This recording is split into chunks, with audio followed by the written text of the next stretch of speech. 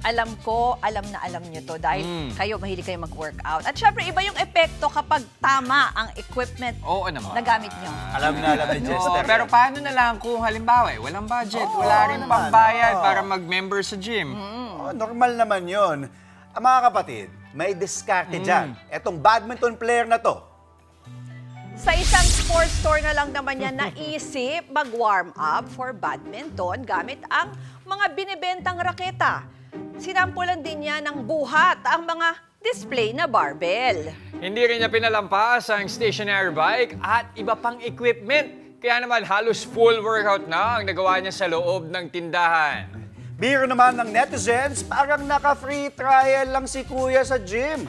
Ang iba naman, nakahanap na naman ng rason para dumaan sa mall 3 o 4 na beses sa isang linggo.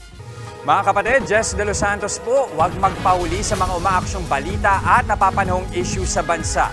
Para sa mas malawak na balitaan, mag-subscribe at mag-follow sa social media pages ng News 5.